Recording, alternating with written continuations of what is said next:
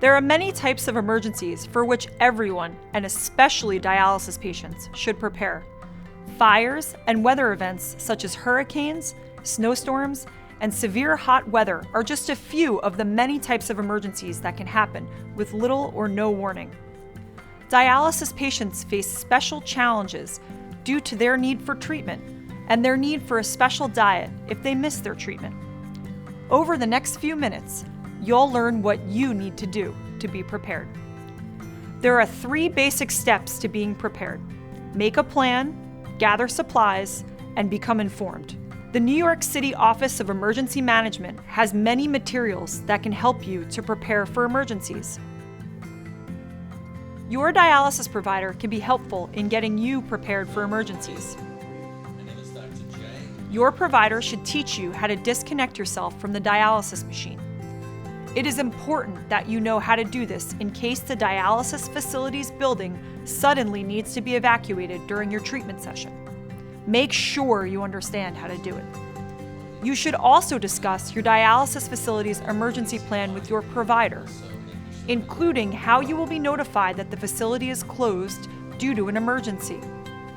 Make sure your facility has updated contact information for you so their staff can contact you in the event of an emergency. You should only go to the hospital if you have a serious problem.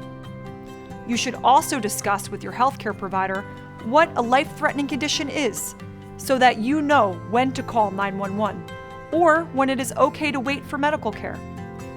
You shouldn't have to call an ambulance to get routine dialysis during an emergency. You should also discuss with your provider what will happen if you miss one or more treatments and how he or she can be contacted in an emergency. You and your provider should discuss emergency diet recommendations, what to keep on hand, and when to use it. The emergency diet is not a substitute for dialysis and should only be used when you can't get to dialysis.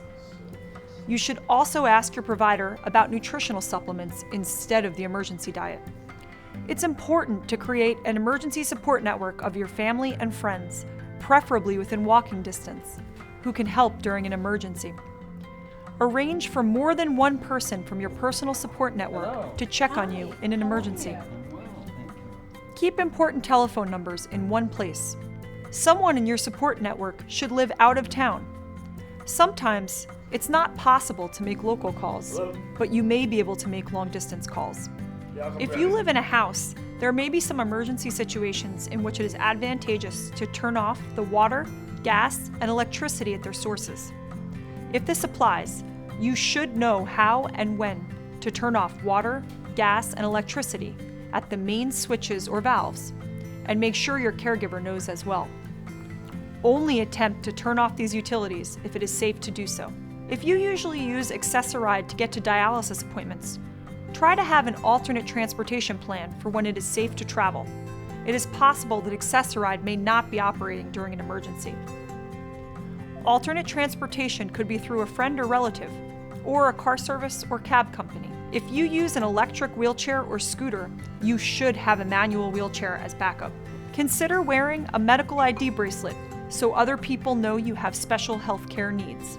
Consider getting a medical alert system so that you can call for help if you cannot get to the telephone during an emergency.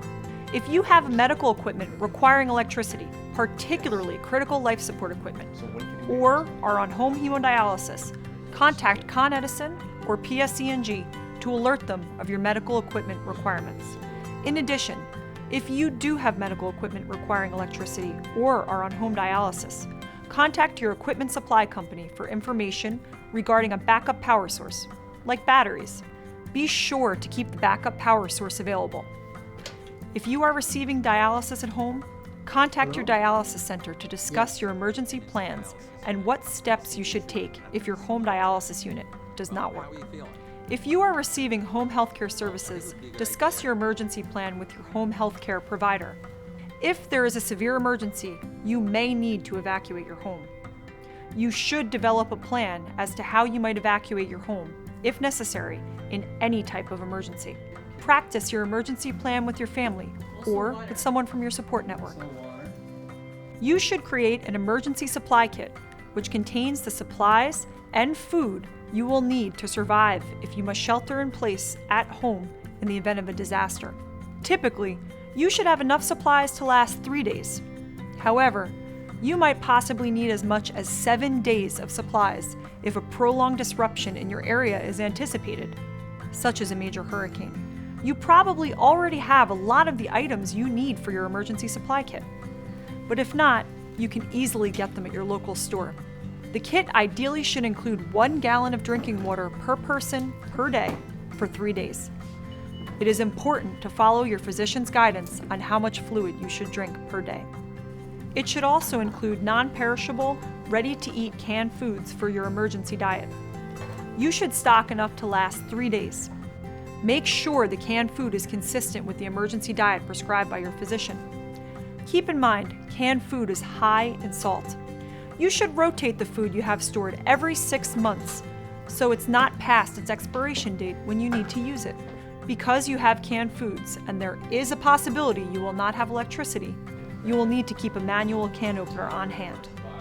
Remember, the emergency diet is not a substitute for dialysis. It is important to discuss your emergency diet with your physician. If you can't get to dialysis, you should follow your emergency diet. It is important to follow it carefully. If you have to evacuate, bring your go bag. A go bag is a collection of items you can use in the event of an evacuation. Each go bag should be sturdy, lightweight, and portable, such as a backpack. A go bag should be easily accessible if you have to leave your home in a hurry. It should include copies of important documents such as identification and emergency contact numbers, extra sets of keys, cash, some easily transportable special diet food items, smaller bottles of water, and any other items you may need if you were suddenly displaced. If New York City is evacuating your area, you should evacuate. You can obtain a detailed list of the recommended go bag and emergency supply kit items from the New York City Office of Emergency Management website. Sign up for OEM's email alerts so you will have the latest information. Remember, there are 3 basic steps to being prepared. Make a plan, gather supplies, and become informed. Following these steps will help enable you to be prepared and manage your health and safety during times of emergency.